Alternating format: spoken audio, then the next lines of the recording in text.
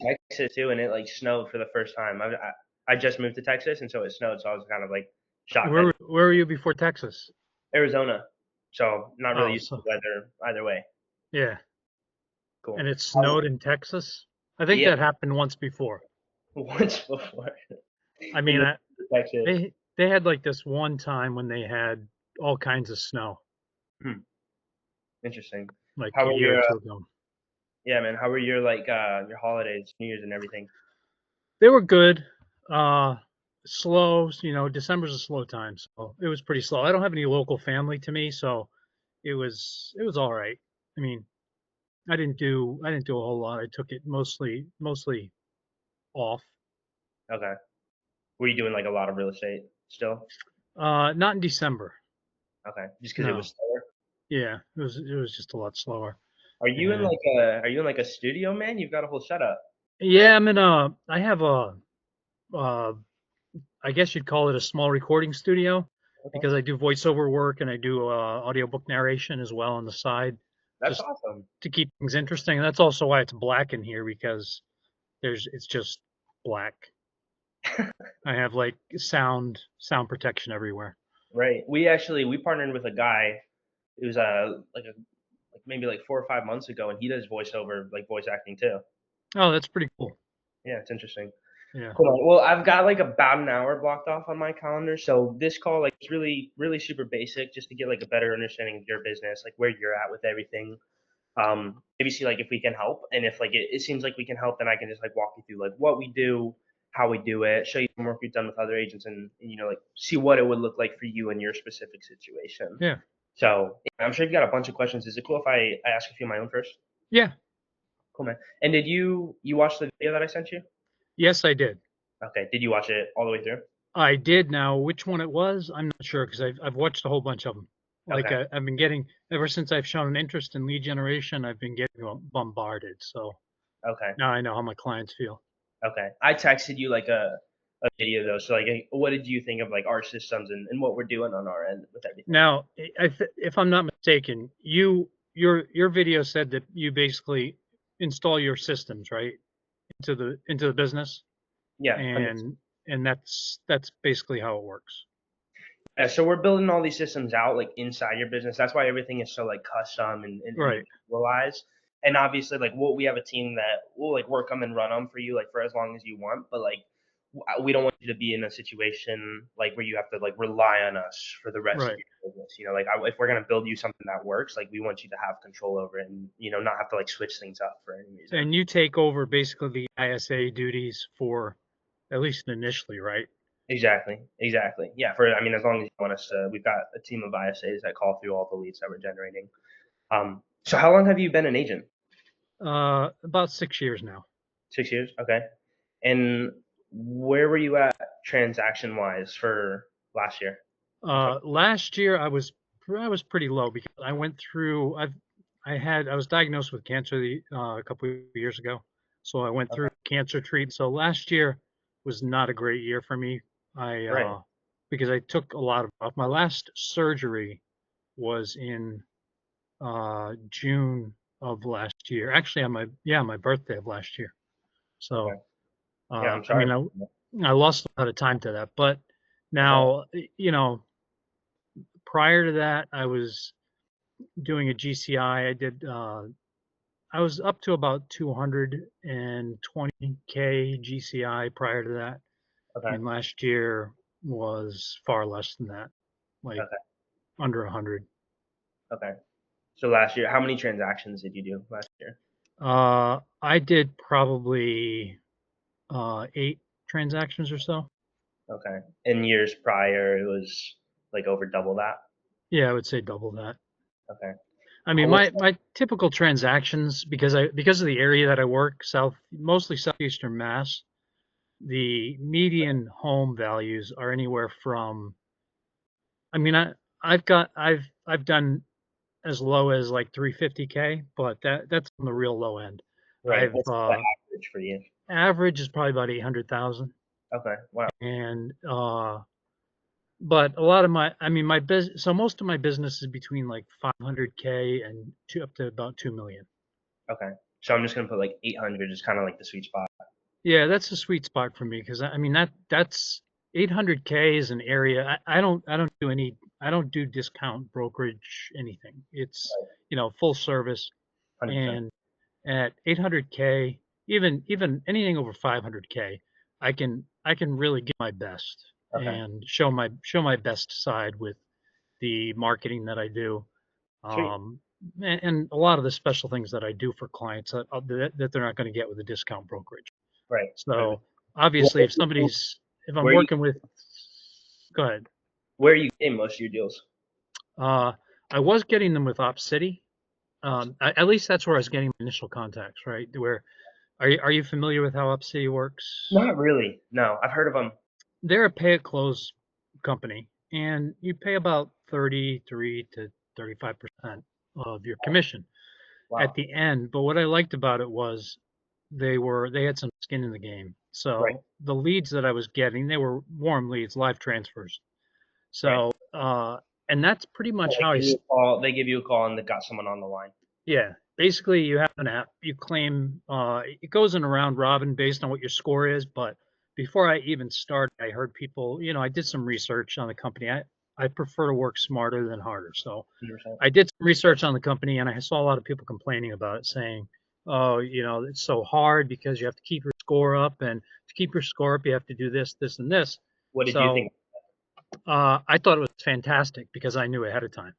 They were Cool. saying, "Hey, this sucks because I have to update them every week." Well, I mean, if you're not updating them every week, you shouldn't be holding them on your list anyway. You should know what's going on. I mean, even if you have 100 of them, you Yeah. should somebody should know what's going on with them. You need to be touching them somehow. Um, so I had no problem with that. And yeah, some of them were just me going through. Even today, I still have, even though I haven't gotten a lead from them in like a year, I still have those clients and Right. my OpCity app, and I update those clients every week. Is that Um, is that you said you're not with them anymore? no, I'm still with them. I just haven't gotten a lead from them in like a year. Because what Right. happened was they were bought by Realtor.com, and they became Realtor.com Concierge, I think it's called.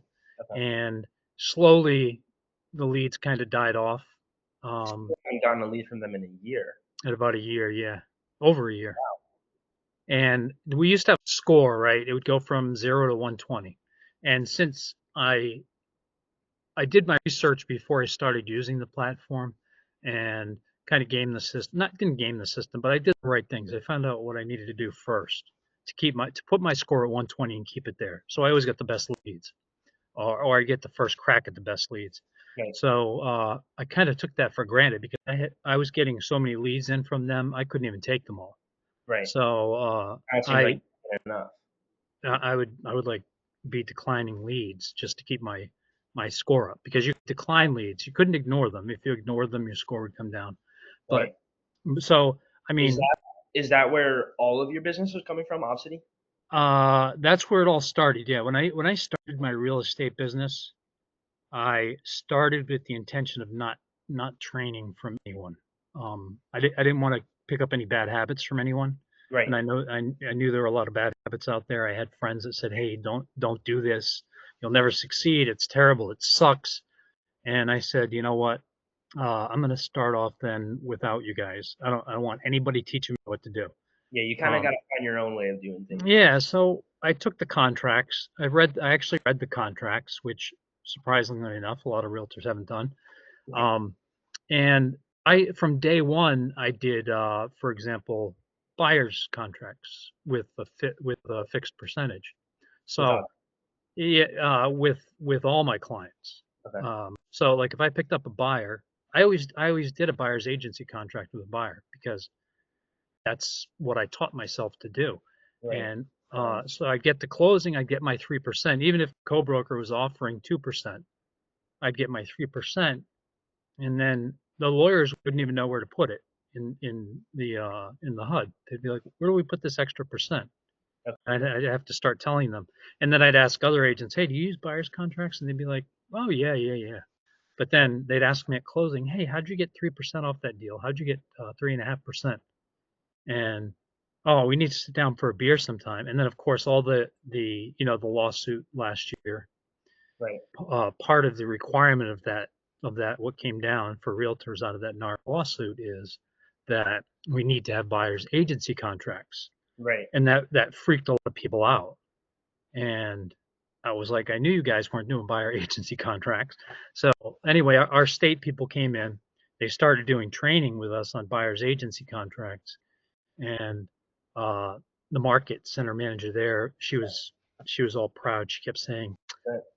Mike already does that with every client, so he knows. And like Oh, Mike. they kind of put me in charge of teaching classes on how to do buyer's agency contracts because Cool. for me it was normal. It didn't freak me out at all. A lot of people left the business over it Right. because now it's a little bit different for me now because before before wow, I look horrible in this light. This is about the harshest light I could possibly have. Nah, you look great, man. But it's not all looks, right? Um uh yeah, I don't usually actually have light in here because it's kind of weird seeing the studio all lit up because, you know, well, you have your nice office there. Um That's not that nice, but yeah, it is pretty nice. What is that green thing over there? it's Is a that just microphone. Oh, I've seen that microphone. I have 11 microphones in here. You'd be Yeah, surprised. I've mine had was like $30 on Amazon. So I had mine was wow, some of the microphones in here were a couple $1,000. So I'm sure clients they're worth better it. appreciate If that. you're doing like voice acting, like in Yeah. audiobooks or covers, that's important. Um, so cool. Anyway, We'll not touch on that because that's definitely important. But is Obsidy like 100% of where your business was coming from, like even like last year? no, what I did was I broke when I spent a lot of time in the hospital, I kind of broke my pipeline totally. I mean, I Right. was I was even I ended up having to go in for surgery. My cancer was worse than they thought, so I ended up going to surgery somewhat suddenly and was in for like 3 weeks. I had a closing while I was in that surgery, Really? and that kind of when my pipeline just broke down, and I was like, oh shit, this is going to be bad because uh, I still have the relationships, but buyers and sellers are not going to wait for you to get out of the hospital, and I'm Right. probably not going to feel like dealing with it.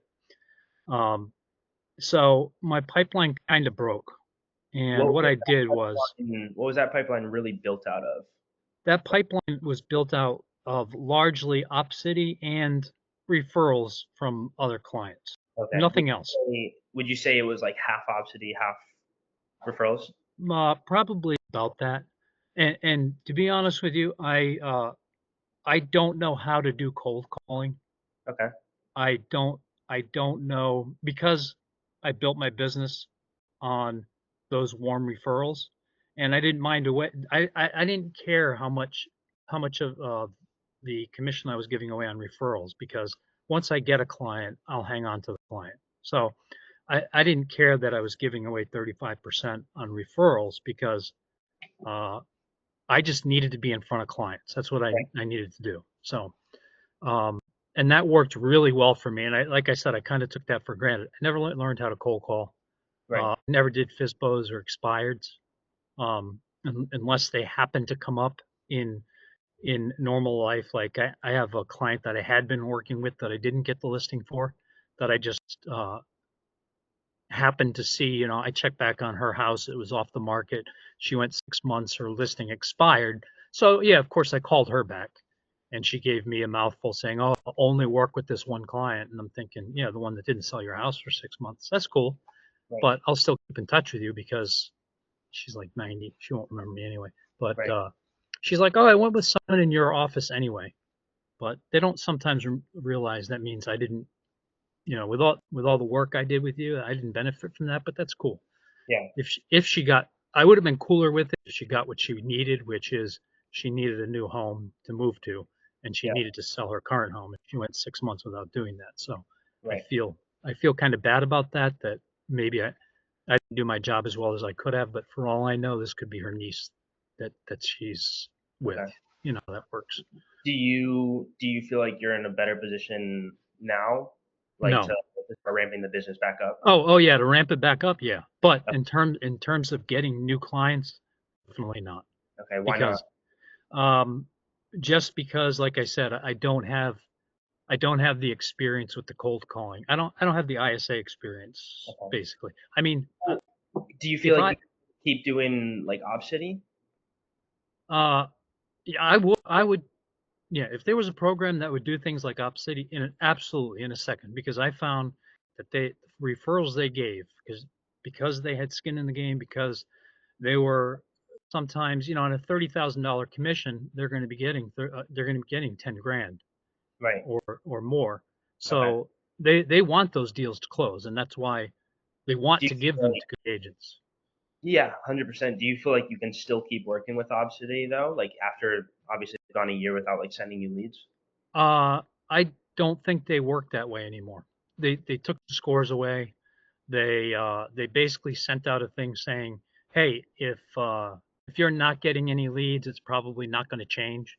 Okay. And I think what happened is Realtor.com, when they bought them, they kind of cannibalized them. And now Realtor.com sells only by zip code or by town. Right. And I talked to Realtor.com yesterday about buying zip codes. I've talked to Zillow about buying zip codes, and they were in the freaking stratosphere. They were talking about buying zip codes for like $4,000, $5,000 each a month, and I was like, A month. yeah, a month. Okay. They sent me a quote for a few zip codes. It was like $14,000 a month. I was like, I am not there right now. Maybe at some point I will be. And they were telling me the names, like they go on kind of a bidding system. So they're telling me, oh, this person has this area. So you could be the number one agent in that area for this much money. And the names that they rattled off, I knew the names. They were Yeah. the guys on the billboards, the Right. guys that do 1% listings, and 100%. or they say we'll buy your house even though they'll buy it at 70%. Right. It's hard with Zillow and like Realtor.com to compete because like a lot of the business it does go to those guys and Yeah, they and dominate the market with Zillow. Realtor.com, they said I gave them zip codes, and I work southeastern Mass. I don't know how familiar you are with Massachusetts, but I I was born live. in Providence, actually. What's that? I was born in Providence. Oh, I was born in Providence too. Cool. That's Cool. pretty weird. I was Uh, there for like 3 years, so I don't remember it, but yeah, I was born in the Providence lying in, which is now women and infants. It's because I'm sure I'm older than you by quite a bit, but maybe. um, uh, yeah. So I was raised in Pawtucket, and that's where I live now, which is right on the Providence line. Right. So uh, I prefer to do business in Mass. I'm licensed in Rhode Island, but You can do both though. yeah, I can do both. I find the ethics of realtors in both areas to be questionable, but in Rhode Island, I find the ethics of realtors to be a little bit difficult to deal with. Just it kind of turns my stomach. They're Right. not they're not very honest. I can deal with them. I just, in choosing not to deal with them at their level, Right. it's a little bit difficult because they're pretty dirty. Gotcha. Um, Now, I'm not supposed to say that, of course, because I can lose my license for trashing other realtors, but Just they're call us. pretty dirty. Don't worry. In Massachusetts, though, that's primarily an attorney state, which means um, we get the deal going, and attorneys take it over from there. They fight amongst themselves, even from the PNS on. So we're still involved, but I do prefer it there because it's a lot more. The transactions are a lot more structured there. There's Right. less wiggle room for let's do it a little bit differently, or let's hope they forget about this. Hope in Massachusetts nobody's going to forget about anything, even on Right. a cash deal. Everything's going Okay. to be uh, upfront, and that's the way I prefer it. Obviously, I mean Right. that's not the way everybody prefers it, but um, Well, I, it I like sounds like it sounds like the biggest issue like so far with your business is just obviously like Opcity got bought out by Realtor.com, right? And now it's taking that's right. percent And of your then business. I And so I talked to Realtor.com as well, and believe it or not, I gave them Southeastern Mass zip codes, and they said there are no zip codes available within 50 miles of any of the zip codes you gave us. They're all wow, bought out. wow, So they talked to me about a branding campaign that may make sense for me. Um, it's only maybe for the zip codes I want, $1,500 a month or whatever, but um, uh, they do have some remarketing efforts that follow clients around, which I like. Kind of like an electronic drip campaign, where if they're on Facebook, they'll see your ad once they engage on Realtor.com. But I'm not sure that I need that. I mean, I need time with clients. That's what I need, right, and that's right. where I excel. once I meet with a client, I'm good. If they're going to buy or sell, they're probably going to buy or sell with me, uh, Okay. about 90% of the time. Okay. Um, Just Not 100%. getting in front of them, right? Yeah, getting me in front of them. That's the key. Yeah. I mean, obviously, like Realtor.com bought out Obsidy, like that was 50% of your business, right? So, At least, yeah. and then it seems like they're kind of changing up their protocols and everything. So it's like, how is that actually? How do you see that affecting like the total profitability of the business? Um, for now, because I kind of broke my pipeline, I did a re-engagement campaign. I automated a re-engagement campaign last year. What I call a re-engagement campaign, which was just taking my current database. I did a smart plan through Chime and hammered on my existing database basically. And a lot it was almost completely automated. Okay. And that's where most of my business came from last year was by doing that. Okay. Uh, I Yeah. would say I had almost no Up City business last year. Wow. And that was okay. So it went from 5 or 6 years ago 100% Op City because I liked that. I'm a businessman, so I liked the fact that I I had this a repeatable thing coming in. I had It was a a little certain bit number of clients. I could count on that. I could count on X number of clients every single week. do you feel And like you still count on that? no, not at all. No. Okay. Okay. And that's the problem because now you've got things that I don't even know how to do. Right. Honestly, again, the cold calling, I don't know how to do that. Right. I know how to cold call. I've done it. I've tried. There was a team that said, "Hey, Mike, we'll split commissions with you if you want to call some of our leads." So they had leads coming in from Facebook ads, but I don't know where their Facebook ads were targeted, and the leads were piss poor leads. I still Right. made a few connections there. I did my 50, 60 calls to those people a day.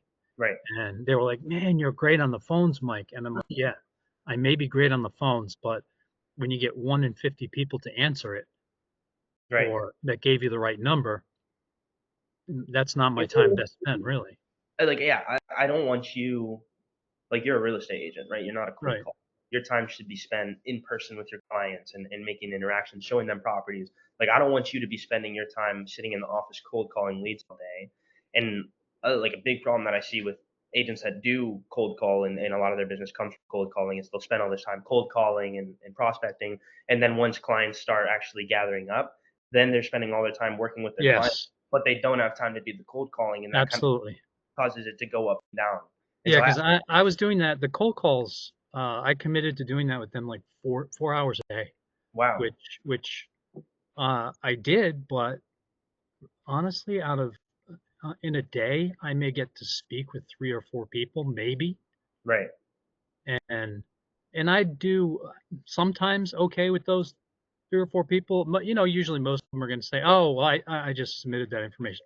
The rest of them, because they're Facebook ads, they submitted bad information. So you call them bad phone numbers, and you're trying to skip trace them, which worked, but it took time. Skip trace them, Right. get the right number. If they gave you the wrong number in the first place, they're probably not all that serious. Um, 100%. you know all the stuff because you're in the business. Yeah. It's a numbers game. Yeah. And if I'm paying somebody $15 an hour to do it, that's one thing. But my time is not $15 an hour time even. It's No, your so time much is more. like the most valuable asset you have. And Yeah. obviously, I mean, it's like you said, like you're a businessman. Like obviously, you're gonna do what makes sense. And so, like right now, like with your business, like obviously half of it was coming from Obsidy, and that's obviously like slower. I And so, would say that's an understatement too. When I say half, more. Okay. more of it was coming from Op City. Like I mean, like as a businessman, like does that like make sense for you to like keep running your business like that? Yeah. Yeah, it would if it was still an option, and it may be, and that's what I started looking for, honestly, is something that simulated Op City. I found something called Prime Street, who I work with, but they don't have anywhere near the volume of leads, Okay. and the quality is questionable. They're usually lower cost. They want to buy something in Boston for $300,000 with 4 bedrooms. Not really. So that's an uphill battle because if 300 or 400,000 is all you can afford, and you want to live anywhere near Boston, then uh, it's a non-starter. There's nothing I can do unless I can convince you to move 30 miles away from Boston. You Yeah. know. Okay. Um, So right now so you're just kind of like you're kind of stuck right now. stuck. I am stuck. I hate to say that because I should be putting myself in a position of authority, telling you, yeah, everybody's running toward me, but it's just not the case. A Right. lot Well, of people have I left say the the business, which is great because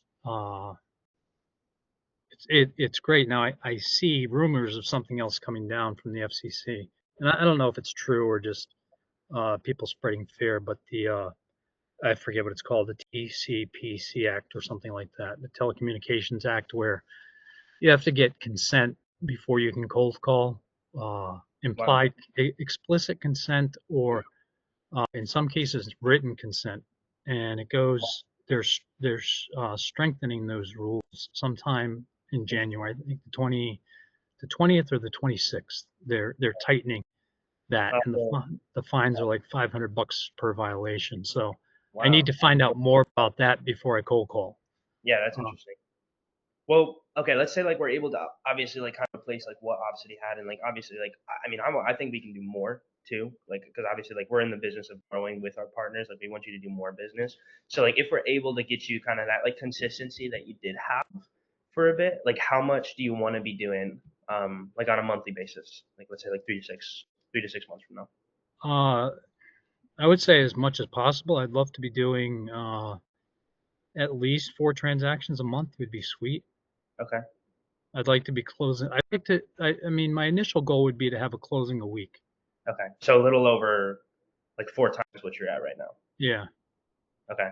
yeah. Before you started talking to me, like have you like looked at any other options to help you get to 4 transactions a month? I've looked at a lot of options and they're all bullshit. Okay. Like Yeah. what? I don't even know the names of most of the companies, but it's usually it's like it, it's either really expensive or which I don't mind it being expensive, but I do mind it being $12,000 up front, Right. and then you're going to take 30%. I Yeah, do mind that. that's huge.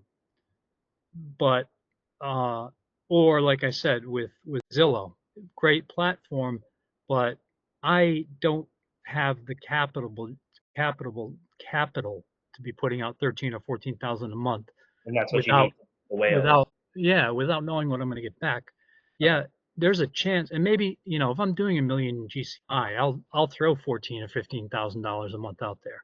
Right. I understand that my advertising budget, once the wheels start turning again, needs to be considerable. It Right. needs to be. Sure. I mean, even if I'm doing it on my own, it needs to be 10%, 15% easily of my GCI. And I've Have you actually like tried working with any companies to help you get to four, or have you just held off on partnering with someone yet?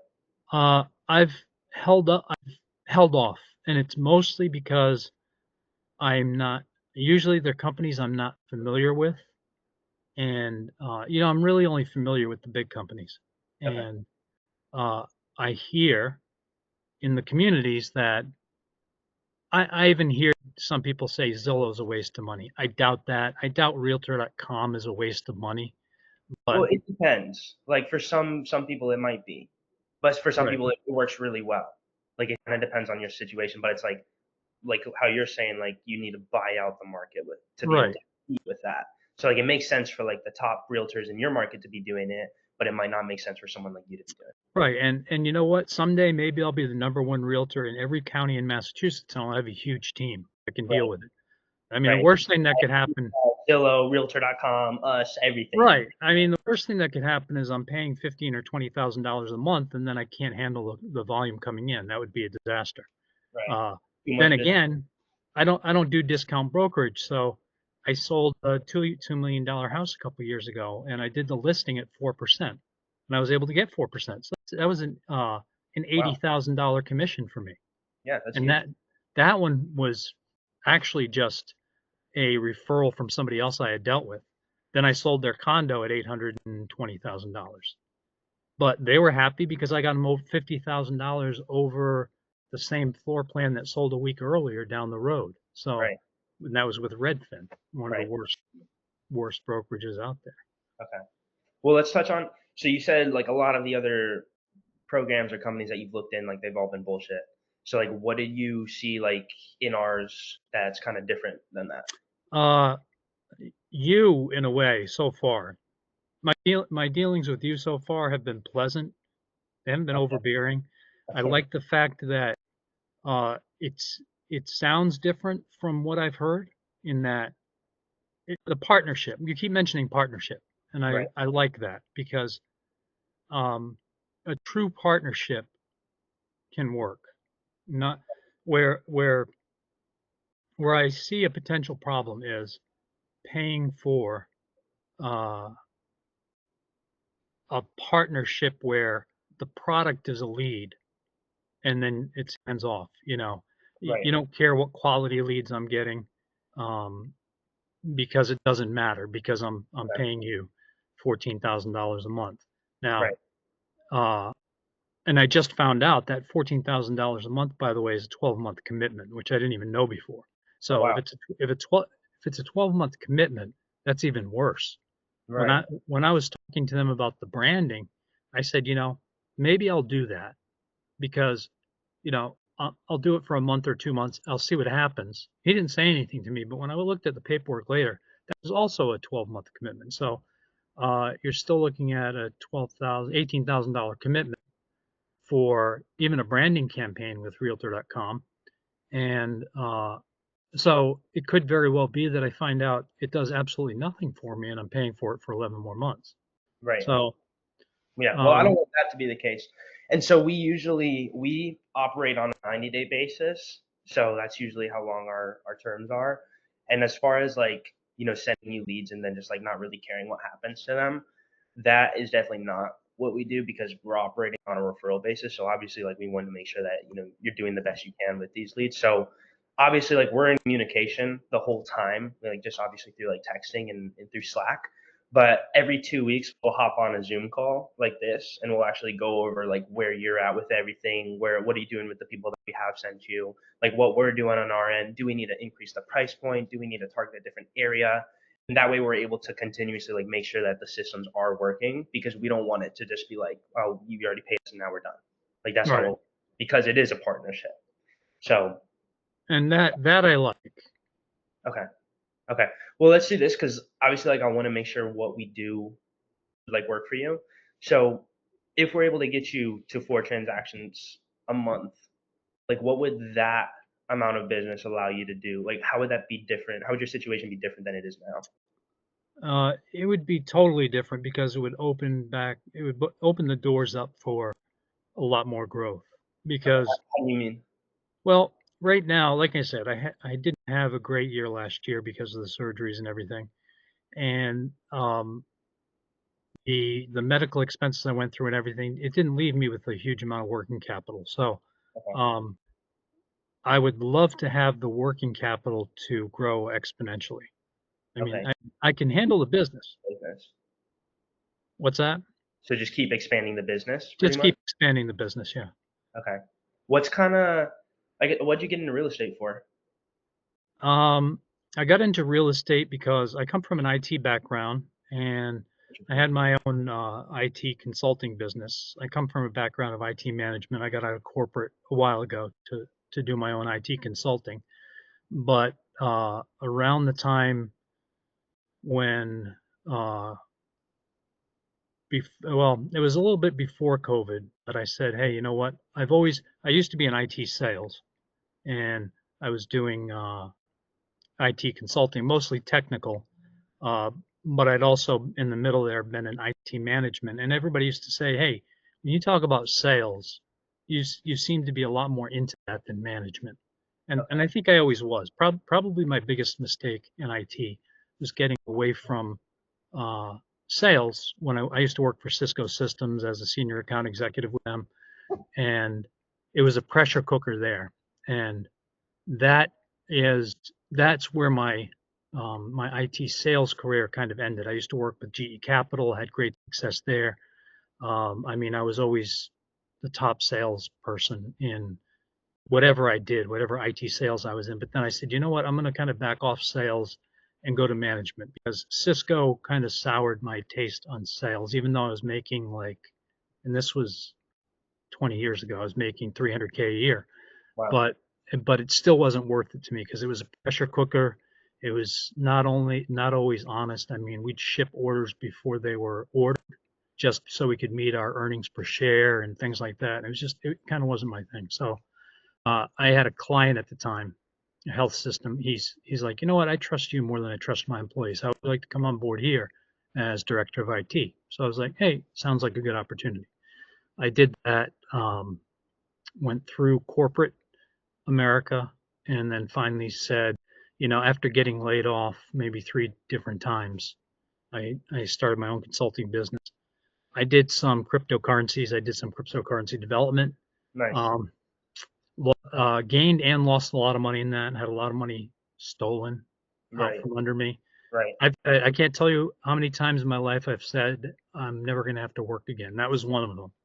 When we had like $5.5 million Yeah. in the bank, or Right. not in the bank, but in the crypto exchange, and the guys. Bitcoin 100K this year or Yeah, I last know, year.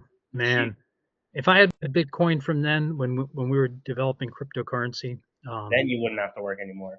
100%. never. But the guy disappeared, and we had our crypto with a couple of exchanges that closed. And Right. when it wasn't FTX, but it was Quadriga Exchange and Cryptopia, they both closed under Okay. suspicious circumstances. They absconded with the money, and I was broke. It was after that that I said, you know what? I think I'll try real estate, because it doesn't have to do with crypto. I was soured on crypto. I did 2 big projects. They were both successful, and we got some money pulled out from under us in a day. Um, so, uh, and that doesn't create a great name for you either when you're leading a project and everybody loses their money to some guy that died in India Yeah. building houses for children or whatever he was supposedly doing. Um, so that's when I got into real estate, and then COVID hit, and real estate was considered an essential service. So that worked out great for me, because I said, lucky me, I'm an essential service. So that's what made me stick with it. And I did well through COVID, actually. Yeah. Um, and then stuck with it since then. And then I was diagnosed with cancer, and that kind of took a bite out of that. And that's when, right around that time, I guess, is when, I shut off my Op City referrals because I had to, I had to go through radiation treatment and stuff.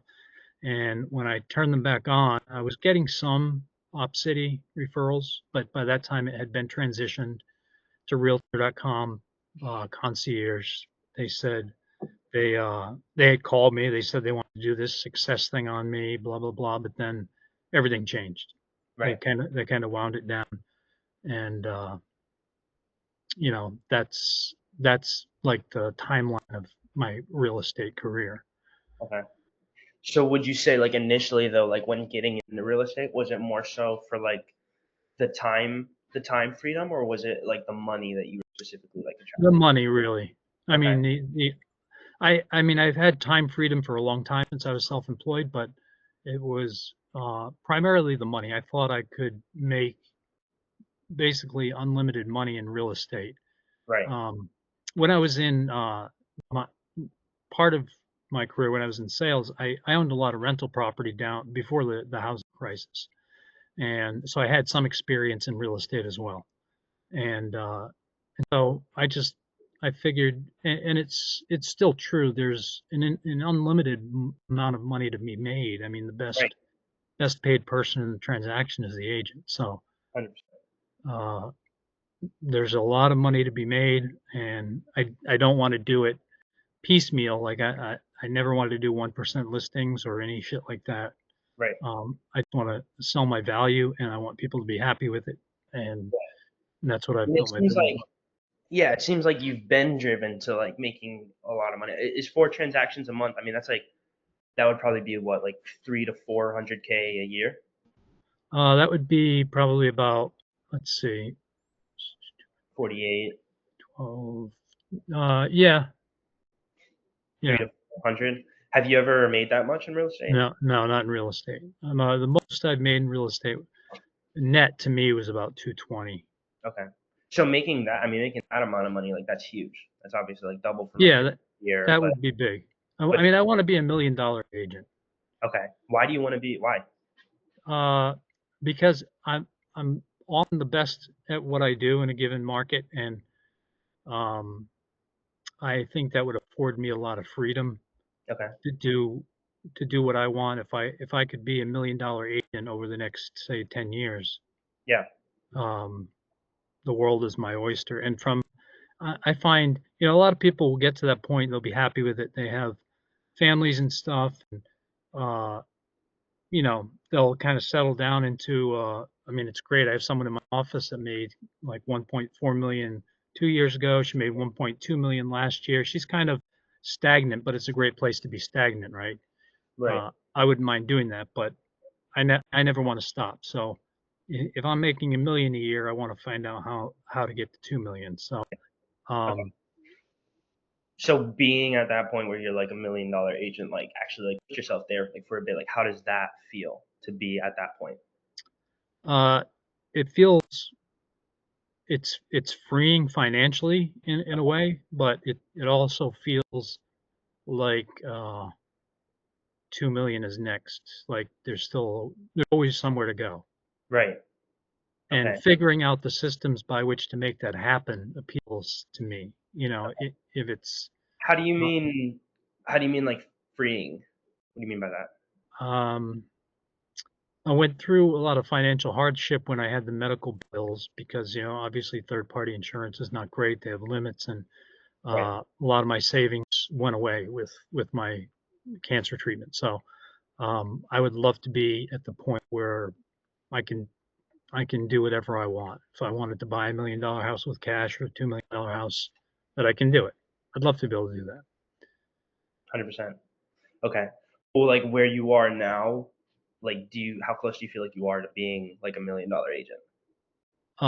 I'm really far away, probably as far away as I've ever been, which is why I started reaching out Oh, to other companies. okay. Okay. So, I mean, like with that being said, like, is this something like, is something that like you're looking into doing like now? Yeah, Okay. yeah, now, right away. Okay. 100%. Um, cool, man. Well, like based off like what you told me, like I definitely like I know we can help you out, and I think a partnership would be great. So, like if you want, I can kind of walk you through like, our systems, like what we're looking, what we've done with some other agents, and like how it would look if we were to come in and like work with you specifically. So, yeah, I mean, like you tell me, do you want to have that conversation? Yeah, yeah. Cool. Well, let me know. I'm gonna share my screen here, so All let me right. know if you can see it. All right. I see it coming up. Yeah. Yep. Cool. Cool. And really quick, like before we go through all this, is it cool if I just ask you like just one favor? Yeah. So after we go through all this, there's typically three ways that we can take this. One being, hell yeah, this is perfect. Like it's what I'm looking like. We can actually help you get to being that $1 million agent. Two being, like no, like the numbers don't make sense, or maybe the systems don't make sense, which is fine. Like don't be afraid to tell me no. Like not gonna hurt my feelings or anything. And three being just like the maybes and like I need to think about it. And if we can, like I want to stay away from those just because typically it's a more polite way of saying no. So if we Right. can keep it to like a hell yes or like a no, that would be great. Do you think you could do that for me? You're good. Yeah. I Okay. mean, I'll try. I mean, I won't know till later. There could be a maybe. I know you want to stay away from that. I always want to stay away from a maybe too because usually means I'm not coming back. Yeah, But I mean you're a businessman, so like obviously like you're gonna do what makes sense, right? yeah, yeah. Cool. So this is Mike. He was in a different situation than you. He was doing plenty of business for himself. Um, he had a team though too. So all of his business, all of it was coming from like his sphere, referrals, like SOI, word of mouth. And Yep. so obviously those people like he wants to work with them, right? Because they're trying to work with Mike. And so he didn't want to pass them down to his team, but his team didn't have any deals. And so we were able to partner up with him. We had two buyers under contract in 45 days, a full 6% listing at 425,000, representing both sides of that sale. But the biggest part was that he was generating completely passive income because he wasn't taking the deals that we were sending him. We were connecting them with his team members. And so he was obviously just like funding the system and then collecting the passive income when his teammates closed the deals because he was the team lead. Does that make And sense? that's sweet because that's scalable. Yeah, 100%. And that's the whole point of this thing is that it's like scalable and consistent. And yeah, ultimately, obviously, I would need a team eventually Right. to, I mean, even working on 4 deals a month, I mean, uh, depending on the type of inside support I had, I probably need to start taking on team members. Right. 100%. And that's great too, because then obviously like that's how this is kind of how we would integrate it, like with that going on. Like obviously you want to keep taking the deals yourself too, but then we can also start passing them to your team members and just obviously like increasing the ad spend for the more volume that we're doing along the Right. way. You know what I mean? Absolutely. Yeah. Cool. So this is Jessica. She was Okay. she was doing plenty of business. It was a lot of repeat clients, referral business. By the way, I do remember this, so I did watch your video. Or I actually think I went to your site too, and I was watching some of these people Okay. that were testimonials. Cool. Yeah. All right. So yeah, I mean, you should know she was working with her sphere, but she was kind of stuck at their price point, right? And Right. her main thing was that she wanted to be a luxury agent. She was tired Right. of working around that price point, but because all of her business was coming from her sphere and her SOI, like their budget wasn't just going to change overnight. So she had to find some way to intentionally target the luxury market, and we were obviously able to help her out with that. So we did 3.5 million of volume in her pipeline with just a couple clients, and then 25,000 commission from a single deal. But the biggest part was she was able to exclusively work in the luxury market because we were going out and intentionally marketing towards the luxury market and bringing those buyers and sellers to her. And then obviously those deals, they start to tell their friends and family about Jessica. Yeah. And all of a sudden she's got a whole sphere and the consistent system in place in the luxury market. I And so have now, found luxury market clients to be excellent to work with on okay, both sides. okay. So yeah, I mean, this might be something that we do with you too, obviously. Um, yeah, this is her actually talking about it. Get my Sedona buyers under contract, and it's a $20,000 to $25,000 commission. In my brain, okay, I've paid for this for the rest of the year, right? Like now I've paid for my marketing. Yeah. Now everything that we create is like bonus, like it's paid for, it works. And that's, I mean, that's really kind of the same mindset we want all of our partners to have. Like once you get that first transaction, don't just go buy a Lamborghini, set it No. aside and let the marketing budget come out of that transaction. And then everything else is bonus. And that's kind of that business mindset that we want our partners to have. You know what I And mean? after cancer, no, every penny goes in the bank. I don't buy. I'm a guitar player. I have a nice collection of guitars, but I don't buy guitars anymore. Okay. They're an investment, but you know, I watch my pennies like I didn't used to have to do. I never had to do that before. Right. Right. Um, Yeah. Actually, and and I agree with putting it back into the company. I mean, I fortunately, when I was doing the paper clothes, I had such a steady income that way. I didn't have to do it. It's fortunate that I did put that money away because I can't even tell you how much, a couple $100,000 at least on medical bills. So, wow. Okay. but yeah, I believe in putting back in. I mean, I would want to probably be. There are certain numbers I have notes on, but there are certain numbers with hard facts behind them. Putting this much back in produces this much ROI, and it gets exponentially higher as your spend gets higher. Uh, just in companies in general, and I think 20% is the magic number. Okay. Okay. How'd you find that number? Just doing research. Last night I was doing some research on marketing spends of companies and what their returns were based on the spend of their income. And there are statistics out there that show kind of an exponential growth with ROI based on percentage put back into marketing. So like taking 20% of your whole income and putting that back into reinvesting in your business. Yeah, I think that was the magic number because they showed like, 5, 10, 15, 20%. Yeah. 15% was good, but I think 20%, I think I remember 20% being the magic number. Right. So Yeah. I didn't know that before, and I didn't have to do it before because with Up City, I wasn't paying anything up front, which gave me confidence in them. And I wish to God they'd never gone away, but Right. they still exist, but they've essentially gone away. Right. I hear you. Yeah. Well, I mean, that sounds like a pretty solid magic number. Yeah. he was like, yeah. Cool. Well, this is Alex. She was like a newer agent, so she was only in business for 2 years. Her first year, she only did one deal. Her second year, she only did three.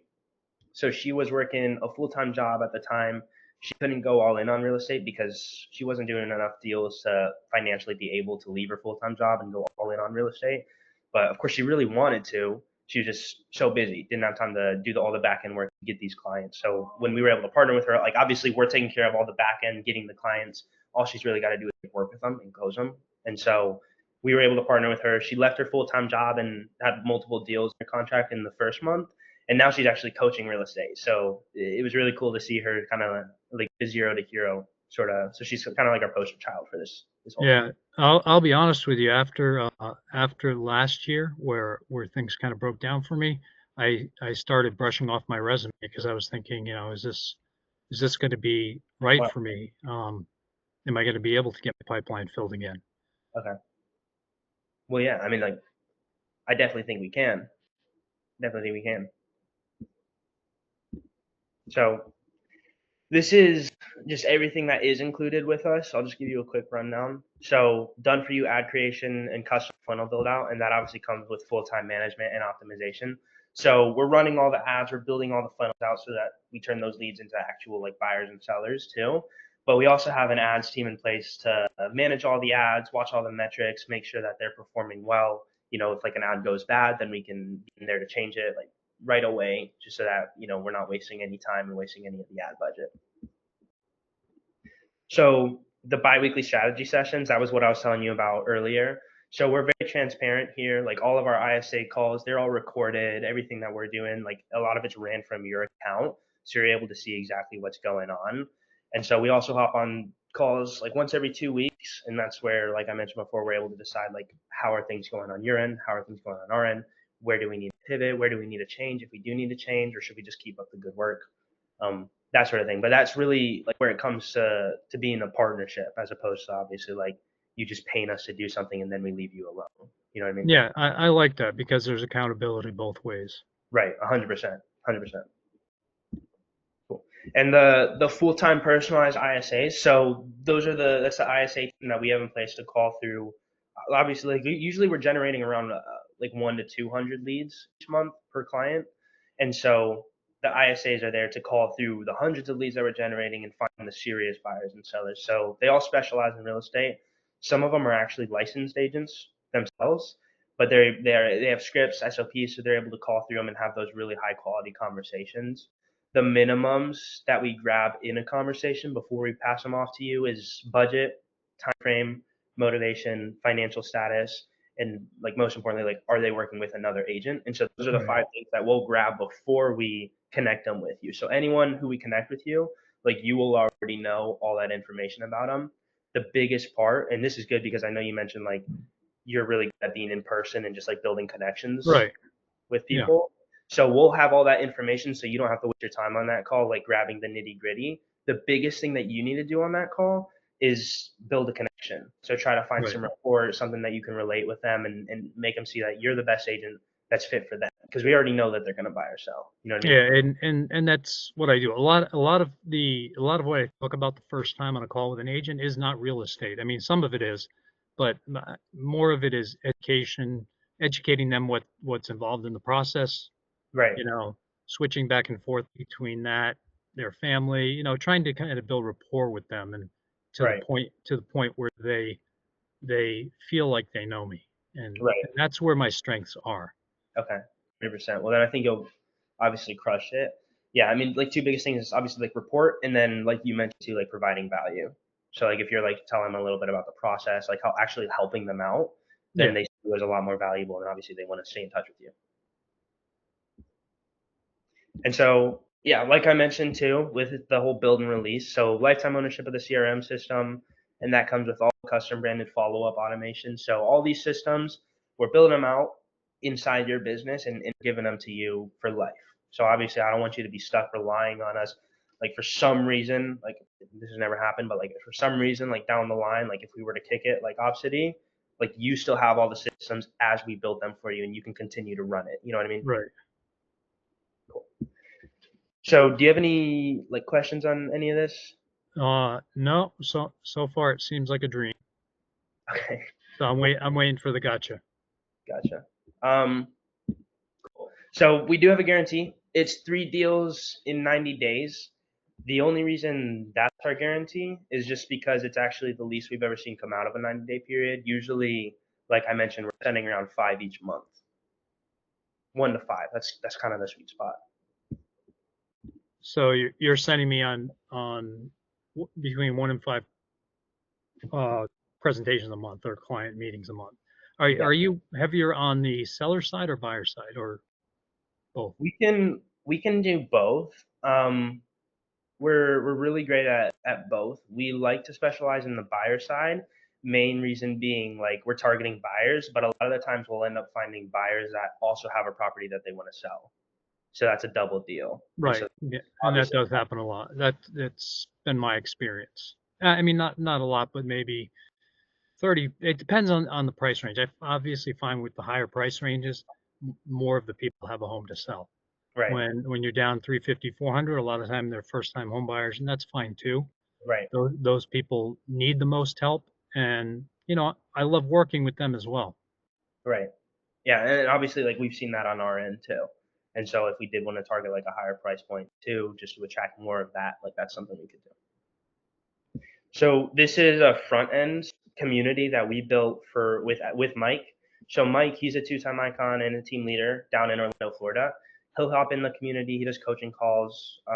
His strong suit is like social media. So he's good at growing his brand, growing his followers, growing his likes, but also turning those followers, likes, comments into people that buy or sell with him. So like turning that into kind of like a funnel that you can actually operate your business out of. So he ups in there, but he's a great agent all around, and there's a bunch of agents in there, so I can get you into there. But it's a good place, just like to spread your referral name in case anyone like wants to move, or just meet other agents, but also learn from Mike because Absolutely. Mike's a killer.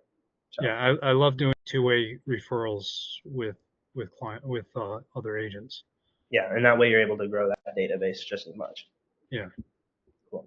So I've got a couple different options for you here. So this is the lifetime program. So it's a little more cost heavy on the front end. It does get you that guarantee.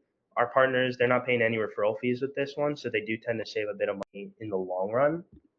And then this is the referral program. So lower barrier of entry. It does have a 10% referral fee paid at close. So that's just your standard agent to agent referral fee. Pretty self-explanatory. But yeah, here are the two programs side by side. If you want to like take a minute, look at them, compare the two, and just let me know what you think. Well, first of all, for me the $14,000 paid in full up front, that's a no-go for me Okay. for the reasons that I told you.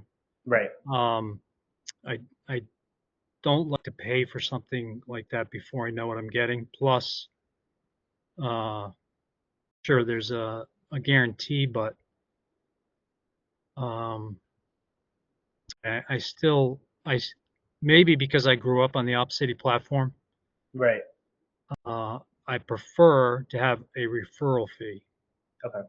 Um, Yeah, and another thing like that we've seen partners do, and we'll allow them to do this if they want to start in the referral program.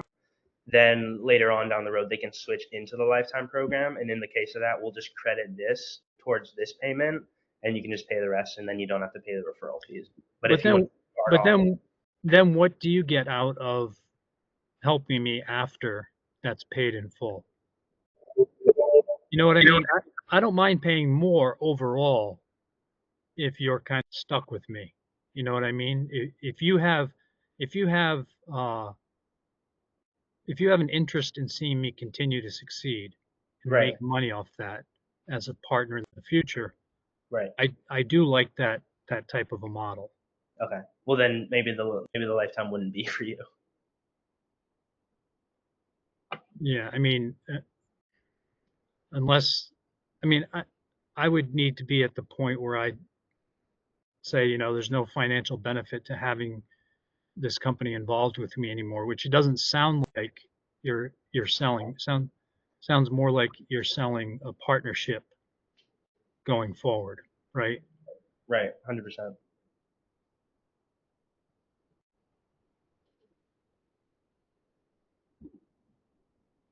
Now with the $4,000 one up front, there's no guarantee, right? No.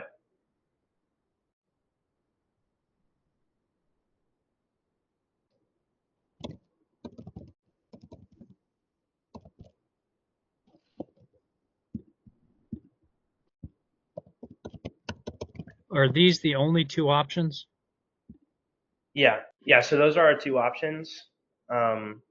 Yeah, obviously like the referral is just a little more pay as you go. Yeah. It's the same. They're both, you obviously get the same thing with both of them.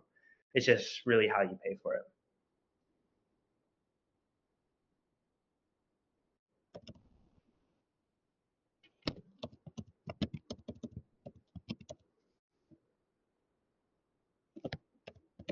And what is a service area? A service area. Yeah. How big is a service area? So it depends.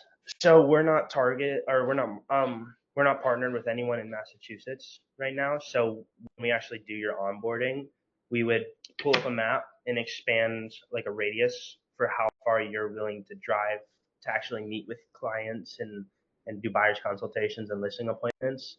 And so that would count as your service area. And so then we wouldn't partner with any agent whose service area would like overlap with yours.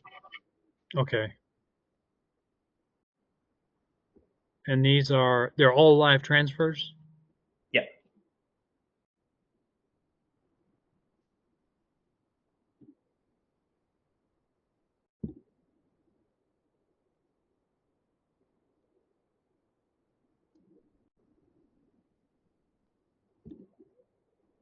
Now, do you have overall metrics on how your clients have done with these? Obviously, if someone doesn't take it seriously, they're not going to get any return on it. But um, do you have like some kind of metrics overall on how your clients have done with each program or both like how many convert on Right. average, that sort of thing? Right. I mean, that's tricky because obviously, like, it differentiates like agent to agent. So we have some agents that close or that sign contracts at like a 90%, and then obviously there are agents that are like 50%.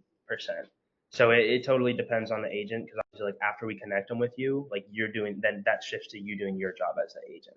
So like if we were to send you people who we had like their budget, time frame, motivation, financial status, they're not working with another agent, and we connected with them to you on a phone call, like what do you feel like? What is your conversion rate with those types of deals usually? Uh, usually pretty high for a live transfer if they're qualified. Uh, it's probably around 90% Okay. if they're qualified. I mean, but I've also gotten crap live transfers. How do you deal with that? Right. Well, then it should be. I mean, it should be around 90%, no doubt. And obviously, like if there's ever like all of our calls, they're all recorded, and you can obviously see all the work that the ISAs are doing, like even just on your own. So if there ever is like a situation where like we sent you someone who was like unqualified, then you obviously let us know, and then we go back and together like on our strategy session, we'll listen to the Oh, call okay. and see All what right. happened with it. Yeah, that's fair because I've gotten live transfers from Op City where an old lady has said, I want to sue somebody because they won't sell me a house for $100,000. Yeah, that's And then I couldn't get rid of her until I blocked her number. But that was unusual, but they do exist. right. Um, the only thing I'm having a problem with is paying you before I find out what I'm getting. Okay. I mean, I'd pay you twice the referral if you weren't charging me anything up front. Okay. Why? I mean, like, why do you say that? Because I don't have firsthand experience with the quality of the leads that you'd be transferring to me. Right. Right. And obviously, I mean, like paying like twice the referral, like that in the long run, like that is more expensive. Like It it does. is. And I don't mind that. Like I said, I didn't mind paying the 33% referrals because uh, they had an interest, a real interest in getting good leads to me. And they made a lot more. Yes, it was more expensive. If I, like I said, on a 30,000 on a $10,000 um, commission, they're going to be getting $3,300. Right. And so I mean, it's a big chunk of it, and It is. probably on that, and a $10,000 commission is not for me. That's not even typically a high commission. I mean, I've had Yeah. commissions up into the $50,000, $60,000. And when they're paying like 30% of that, Yeah, I mean that's 20 grand out of your pocket. yeah, 20 grand. But I also know by that point that the referral they gave me was well worth it. So, Right. The thing is, like with systems like that, like we're all about obviously like growing, right? Like we want to yeah, build systems and stay consistent, like time over time. But like systems like that, where you're actually paying like 20 grand of your commission, like back to another company, like that's not scalable. You know what I mean? I disagree because I think the more that you're doing that, the more the other company wants to help you. If if you're getting, let's say you're getting 10 and 20 grand from me 3 or 4 times a month, you guys are going to be balls to the walls trying to help me. Right. But Um, at the same time, like if we were obviously like only charging like a referral fee, and this is what like Zillow and I'm not too sure about how Opcity used to do it, but I know Realtor.com does this. Like that also incentivizes us. Like that means that we're gonna want to send these people out to as many agents as possible. You know what I mean? Like at that point, like we wouldn't care who closes it. It's just like we want to make sure that someone's getting connected with these people and someone's closing them. And so because we're only like working with you and we're one-on-one partnered with you, like we don't want to be sending these deals out to anybody else. Like they're only going to you. right. And yeah, I mean, that makes sense. They were on a scoring system where they were Right. sending them to the best agents first, Exactly.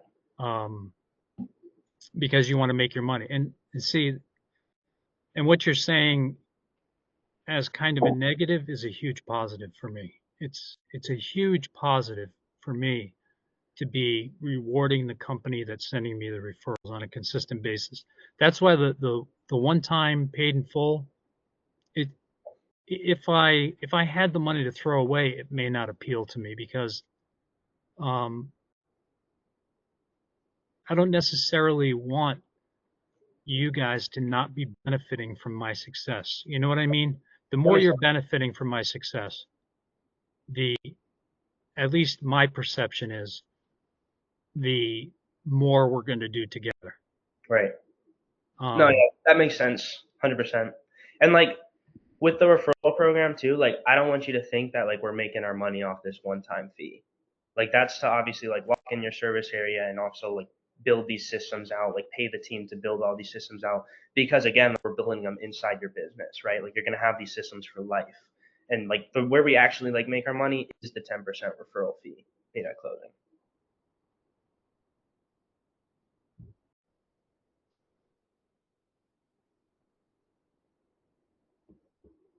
Well,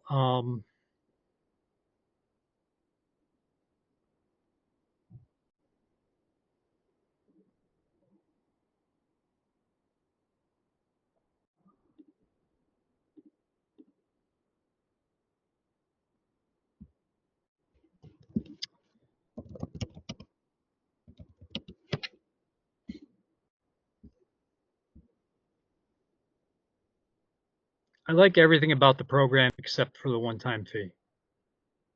Okay. Like I said, a referral fee, I wouldn't care if that were more. Um, the other things, that's understandable. The ad spend, the live transfers. I think the one-time fee is a bit too far. Okay. Is that I mean, I guess like okay, well let's put like money out of it like for a minute. Like do you feel like this is like actually like the answer for you? It could be an answer for me. Yeah. Why do you feel like it could be? Um, more the one on the left than the right because of the partnership that aspect of it. Yeah. Why is like the partnership aspect, like why is that so important to you? Because like I said before, one there's no incentive. If you've taken your $14,000, I'm not saying that you would do this, but there's no incentive necessarily for you to keep helping me in the future doing what you're doing. Right. Whereas I want to reward the people that work with me. I do it at work. If people are helping me with something at work, Right. I reward them when I don't have to, because in the future I want them to be helping me. Right. That's why I'll offer big referrals to somebody from out of town. I don't mind giving somebody a 30% referral on someone coming from out of town. It's a deal I wouldn't have had, but and it might be more than another agent will give. Right. But I don't want to give them one referral and say keep referring people to me. I want them to have an interest in working with me. Right. And as long as someone's an agent, they can keep taking money from me, and that's fine with me. I don't mind paying for it. I Right. like to pay for it because I And the like. lifetime program, like, it's kind of more so for like the agents that are more so looking for us to like build the systems out, and then obviously like they want to take the systems and maybe work them themselves. You know what I mean?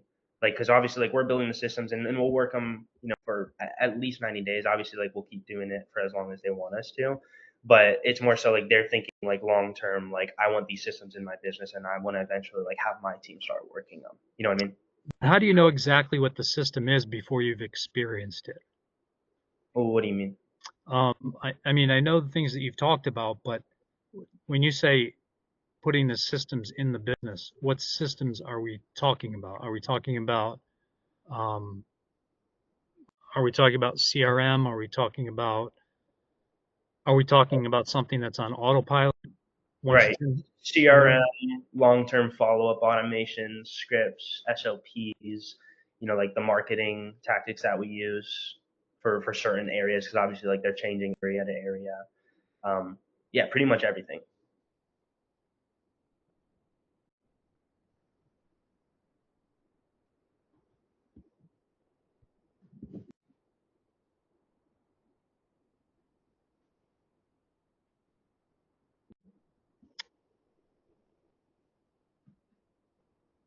Is it cool if I go grab a cup of coffee real quick?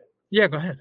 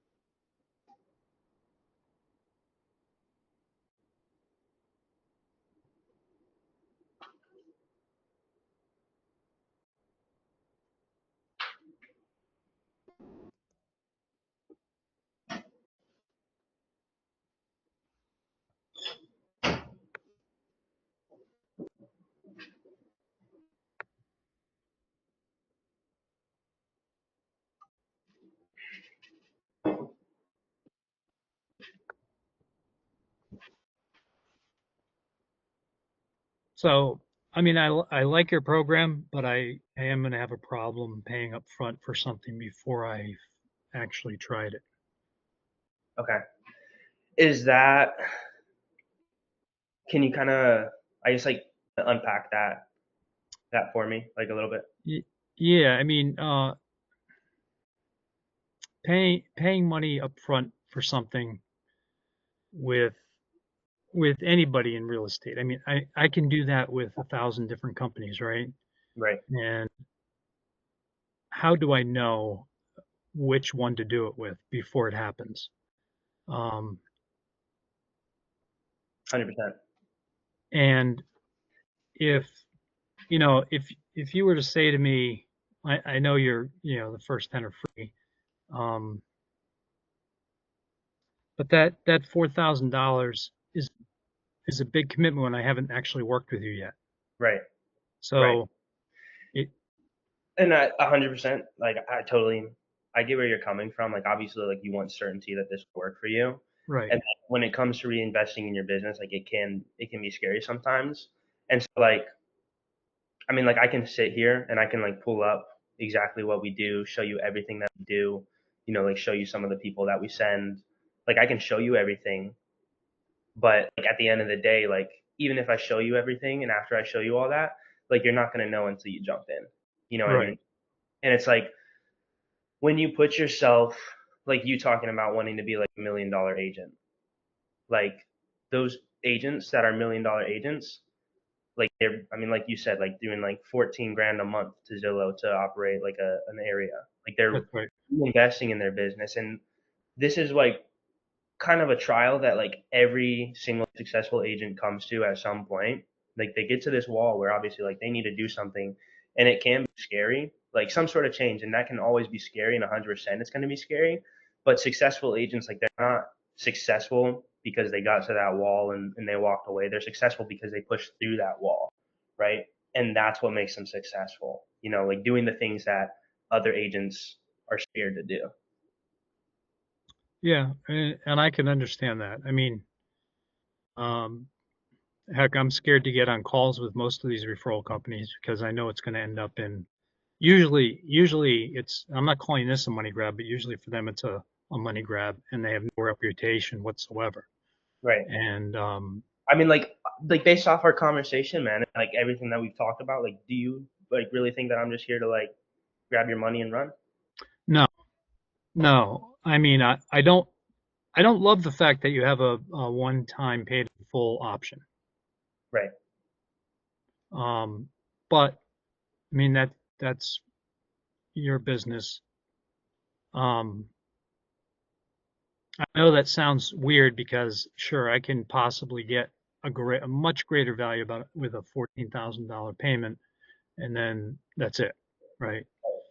Um, but I, That lifetime, like it's like I said, like it's really more for the agents that like are saying like long term, like they want to just obviously grab all this, like bring it in themselves, and maybe they're planning on working it themselves later on, or what I don't know what the case is, but like obviously like they're not wanting to like continue like going like as you go. You know what I mean? Like they're willing to obviously it's for agents that are like willing to like boom up front, like jump all in, like I don't care.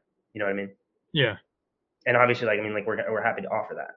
And honestly, if we had this discussion a year ago, probably things would be a little bit different because I wouldn't be so tight with money. Right. Right. Um, I understand that. uh, because last year at this time, 4 grand would have been nothing to me, Okay. nothing at all. Is Um, that I mean like is that 4 grand, like is that something that's gonna like put you out on the streets? Like is that like not even liquid for you? no, no. I mean, I have it. It's not going to put me on the streets, but uh, I don't have a pipeline right now. Right. If I had a pipeline, if I had a deal that was closing in the next couple of months, next month, it might be a different story. But Right. I don't have a 2025 pipeline at all. Right. Um, Well, and then again, like you have to ask yourself like why do you think you're in a position where you don't have a pipeline built out? You know what I mean? right. I mean, And then you start building the systems to build out that pipeline. right. And I mean, I have a partial answer to that, but uh, not a full answer to that. Right.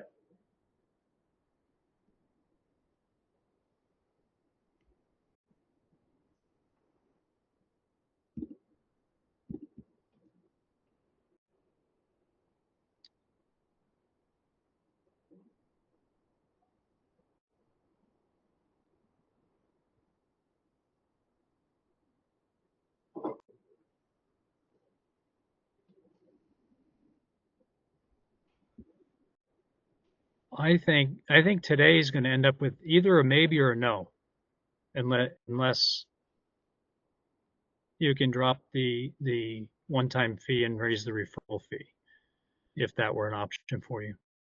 Right. So obviously, I mean, that can't be an option because that's I mean that's like the price of it. Like that locks in your area, and it Right. also pays for all the systems, like the softwares that we're going to be using, and paying the team that's obviously going to put all the hard work into like getting you onboarded, you know, building out the ads, that all building all the system pays the team to build the system out. So like we can't just like wipe that or anything. Like, is it more so like that you're not working with 4,000 at the moment, or you just don't want to pay that? It's that I have to be really careful on what I spend my money on right now.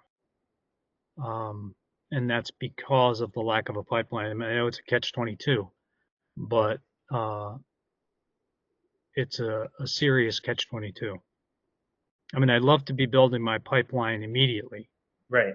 which maybe this could do that. But since I haven't seen it work for me, I haven't gotten a single. I won't know until after that money's paid what Right. these clients are like. I understand. I hear what you're saying. They're like, but I haven't seen it Right. myself yet. I mean, I can pull up like some notes of some of the people that we send off. Um, and I mean, that's just going to show you like pretty much what I said. Like everyone who we connect you with is we tap on their budget, time frame, motivation, financial status, like are they working with another realtor? And so our ISAs, everyone like that's their rule. They're not allowed to send anyone if we don't have all that information. And so they're obviously like incentivized to have good conversations and grab that information, and then we connect them with our partners from there. And so that's what every single person that we send you would look like. And again, like all the calls, they're all recorded. You can look at them. Like obviously make sure I want you to hold us accountable, just like we want to hold you accountable as well. And so you can watch all those calls. And if there ever is like a case where we connect you with someone that didn't have all that information, then we go back and we listen to it, and then absolutely like 100%, like we'll fix that. So you'd be talking about an upfront 4,000. When are the live transfers paid? Like, is that like a monthly bill, a daily bill? How is that done? So that's when we live transfer them to you. Okay. But obviously the first 10 are free. So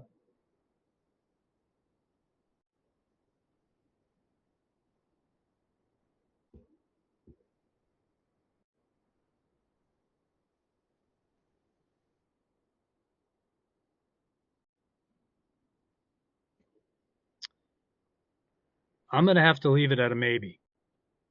okay.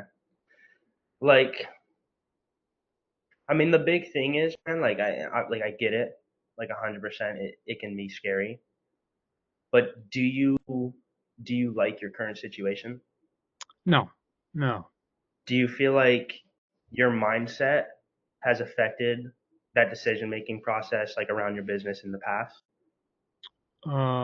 Yes, and it's definitely affecting it now. Right. And I mean like so it's affected it in the past, and obviously like you don't like your current situation. So do you want that Right. same like decision making process that got you in that same position that you're in right now to dictate results that you're actually getting How moving? come? Are you a realtor? Because you should be. No, I'm not a realtor. My brother is. Oh, because you could be making a fortune. Um, But you know what I'm saying, right? yeah, I do. I 100% understand what you're saying. And like I said, And a how year a about year hindsight? ago, Go ahead. a year ago before I spent 13 weeks in the hospital last year. Right. Um, and that had a huge impact on me. It had a huge impact on my business, had a huge impact on me personally and financially. I bet. And so it's kind of like people, I guess what people say about their parents living through the depression or grandparents or whatever, and they become a lot more cautious and frugal. And I think there's a little bit of that in me. There's a little bit of fear in my decision making right now. I wish that weren't part of my decision making, but it is. Right. Um, And first thing, like I want to tell you, like that's totally normal. Like, yeah, I mean, and especially, I mean, I've been cancer free now for 6 months, so you congrats. know, there's definitely fear in making um, a big commitment up front. But I don't mind, like I said, I don't mind rewarding the people that are helping me or that are partnering with me. So Right. um, Do you Do you value time or money more? I would say that varies from time to time. And right now, I would say that I value money more than time. Okay. Well, I mean, like if you think about it, like which can you get back and which can you not?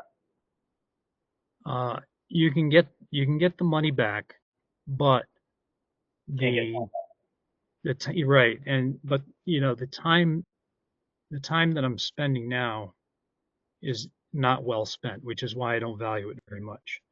right. Um, And obviously, like we want to be spending it in the most valuable way possible, right? right, absolutely, And if absolutely. you don't, I mean, like if you don't have systems in place to actually help you get to your goals faster, like the whole point is to position yourself in the best way that makes your goals as easy as possible and as quick as possible.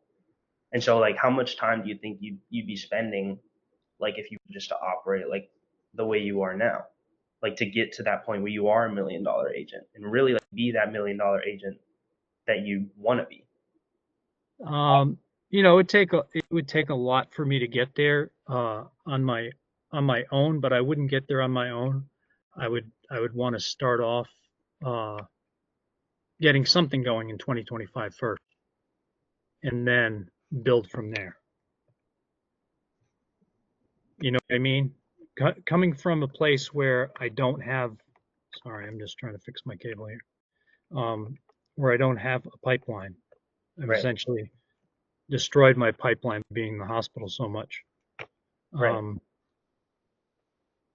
Oftentimes, oftentimes we have to become the person we want to be before doing the things that we feel like we need to do to become that person. You know what I mean? Like 100% it's true. not, it's not so much about chasing transactions to be the $1 million agent. It's about becoming $1 million agent, attracting that amount of transactions. Because the type of person that's $1 million agent, they're attracting that much transactions because they are the $1 million agent. And so like what do you feel like $1 million Michael Hannigan would do in like a situation like this? Oh, there's no question. $1 million me would still probably do the referral fee, Right. just because of what I said, just a different philosophy That's from. I mean, of course, if I was $1 million agent, I'd probably have all these things in place already. right. Um, But it's more so about being the $1 million agent now, like starting to do $1 million agent activities and habits and trends. You know what I mean? yes, So what do you feel like you need to do to be the $1 million agent? I need to fill my pipeline. How are you going to do that?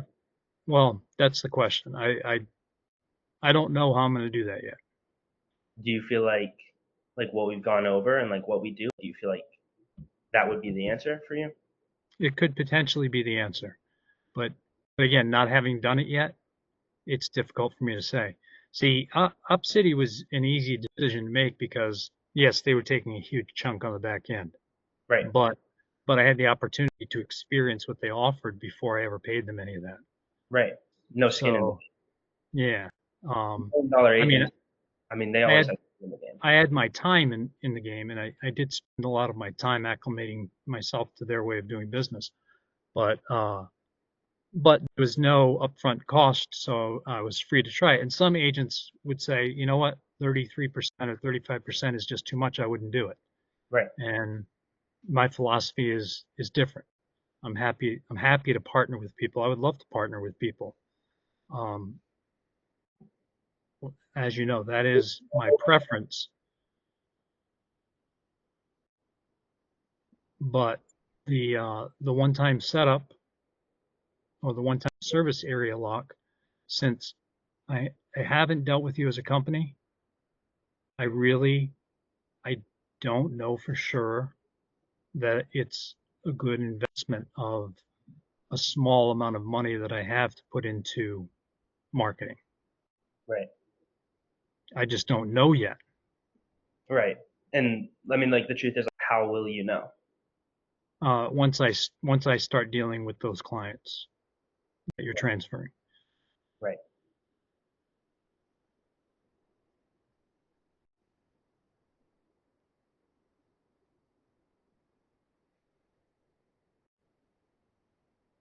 I mean, like everything we said, like, and have gone over, like, do you feel like the quality of the people we're connecting with would actually be there? It sounds like it, yes. It definitely sounds like it. So I mean, like what's really holding you back? The uncertainty of the paying upfront before I ever received the first live transfer. Right. I mean, like, do I seem certain that what we do will work for you? Yeah, you seem certain, but it's your job to seem certain. But it's also like I know, like if, obviously if I wasn't certain, like you'd be able to tell. Like I know what we do would work for you, and like I know we can help build out the pipeline. And I obviously like I understand that it's scary too. Like that's totally normal. Like it can be scary to reinvest in your business, but it's what $1 million agents do. Would you agree? You're 100% right. So what do you feel like you need to do to put yourself in the best position to become $1 million agent? Um, like I said before, I need to build out my pipeline. I think ideally, I would get a couple of transactions under my belt this month and go from there. I mean, that's what I'd like to do. My last transaction closed in November. Right. Um, I left the hospital last summer, so I haven't had a lot of time between then and the end of the year. Um, Do you feel like you will have a couple transactions closed by the end of this month? Not closed, but I mean in my pipeline. I'm comfortable with them in my pipeline because I close all of my transactions. I mean, I haven't had one take 2 years, but I haven't had one that hasn't eventually closed. I haven't had a client, 100%. um, yeah, that hasn't eventually closed. Okay. Well, I mean, that's obviously like good and reassuring to know. So like if obviously like we did this one time payment and like that was gone, like with what you have rest, like is that enough to obviously like pay your bills and like take care of you until that transaction closes? Um, yeah, I mean, yes, but it's still a big risk for me. How do you say? Well, because again, I don't know. I honestly don't know the quality of those leads until I start working with them. Right. I mean, I can show you. Like I can show you some of the people that we sent. Do you feel like that would help? That might be helpful. Okay. Well, I can pull them up right now.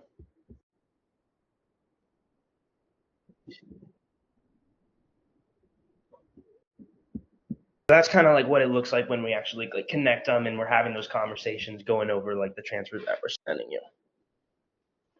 Well, I mean, honestly, they do sound good, but still, the $4,000 is a sticking point with me. Okay. At least, at least today. Okay. It may not be in a few weeks, but What's um, what's in a few weeks?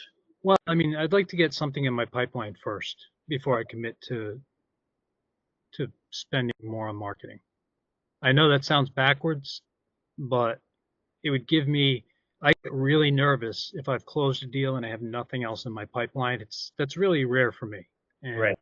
it's happened to me because of what I went through, and it's got me worried a lot about pinching pennies right now. Right. Um, Do you have something in your pipeline right now? no, Okay. So like here's what we can do. Like if money like is really like the only problem, like and if that's like standing in your way, like I don't want that to be a problem for you. Like if I were able to actually like break that up into more digestible chunks for you, like would that make it a bit easier for you? probably yeah. Okay. So here's what we can do. We can get your onboarding call on the calendar, get you in the Slack channel. That way you can meet the whole team and we can actually start building out the systems. We need to take a fraction of it today just so we can actually get started building the systems. Obviously, like it pays for the software and pays for the team. So I need 2,000 today, and then you can just do the rest of it like later in the month once you have something in your pipeline and you're a little bit more comfortable. Because I don't want you to be like in an uncomfortable financial position. Would that be appropriate, or how would you like to proceed? That could be more palatable. Still, I'm going to want to sleep on it. I know you don't want to hear that, but that's not a no for me. I mean, I really do want to sleep on it. That would be more palatable. Okay. I mean, I know neither amount sounds like much, but a couple grand to get started on working on things, that may give me the additional confidence that I need. Right. 100%. So yeah, that could be a way forward. Okay.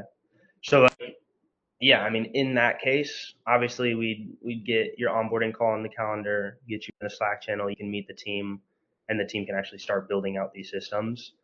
And so, would that be appropriate to do right now, or how do you feel like you want to proceed?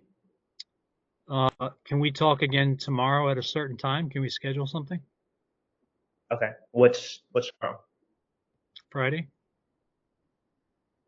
But I mean, like, what's going on tomorrow?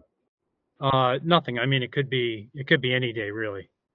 I need to digest what we've talked about. Okay. Okay. And I normally wouldn't walk away from a client without a signed contract either, but right now you're the only company in the running for me, period. So, I mean, I've ruled out anybody else that I've talked to just because it wasn't quite as comprehensive, or none of them have been nearly as comprehensive. Right. And like I said, I think I mentioned I have one other company I work with. It's called Prime Street, but they're not very good. I mean, the quality leads that they connect me with are not the best. Okay. In fact, I think I have a 0%. I've had 0% success with them, even though it's only been a handful of leads, maybe 8 or 9, but they haven't been very qualified. Right. Right. Like I said, people looking in Boston for $200,000. It's not going to work. How long have you been working with them?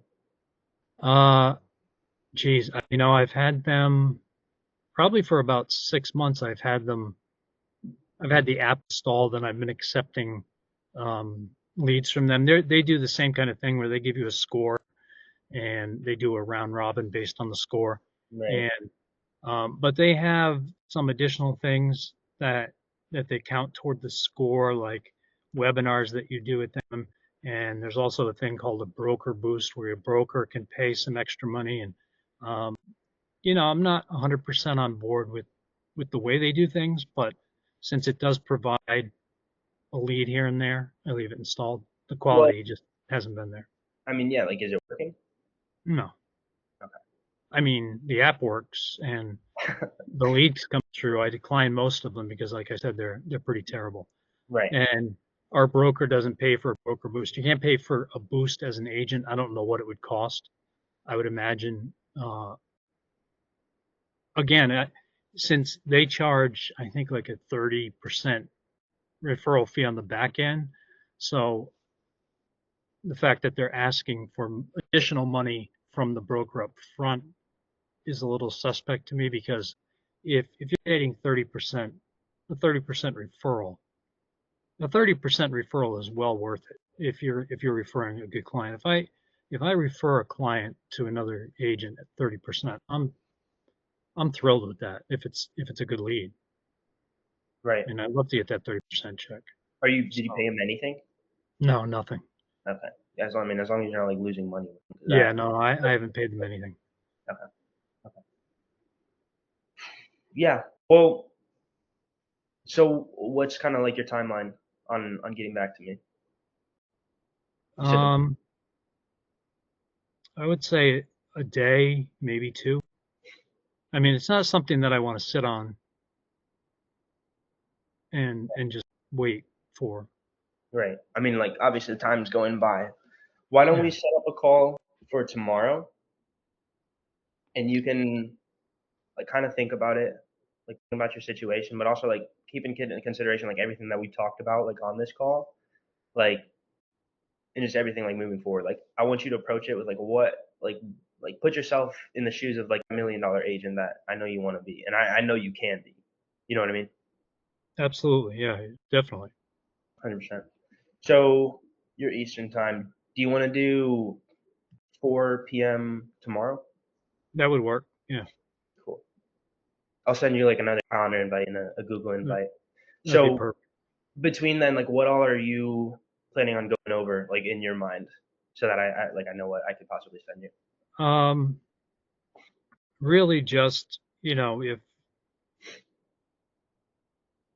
if I'm if I'm going to pay money up front for uh, pay at close leads. Now, I mean, it's only 10%, which is low, which is a factor, obviously. Um, that's extremely low. I mean, probably the lowest I've seen from any pay at close lead. So Right. um, that's obviously worth it. Uh, what CRM are you using? Is it your own CRM? So it's I don't know if you've heard of it. It's Go High Level. Have you heard of that? I think I've heard of it, but I've never seen it. So it's like a white label CRM. It's not always used for real estate, but obviously like you can go in and switch things up and build it out. So we've like obviously edited it and built it out so that it is proficient in real estate. And so we white label it, and that's how we're also able to like give it to you. Oh, okay. All right. And I currently use Chime. Is there any integration with Chime or Lofty, it's called now? What is that for? What is that software? That's my CRM that I currently use. Okay. Do you like it? Yeah, I mean it's good. It does what it needs to do. It's not expensive. I think I got in on a deal years back. It was like $40 a month or something like that. Okay. And you're still paying that? Yeah, Yeah. I mean, yeah. you can continue to use like your CRM if you've already got your database all loaded in there and like you have a way of operating in it. Like we're not going to force you to use our CRM. And if you did want to use your CRM, we just send the deals that we're sending you like to your CRM, or we could even send them to you and you can just like quickly upload them into your CRM. All right. I mean, I don't have a problem using a different CRM. I mean, Keller Williams prefers us to use their internal one, which is pretty crappy. So we don't. Right. I mean, I don't use that. But yeah, I mean, I don't have a problem using a different one. I I'm I use we have Chime has smart plans in it that I use, but they're semi-effective. Okay. Um, Yeah. I mean, does it's really just down to like whatever you prefer. okay. Cool.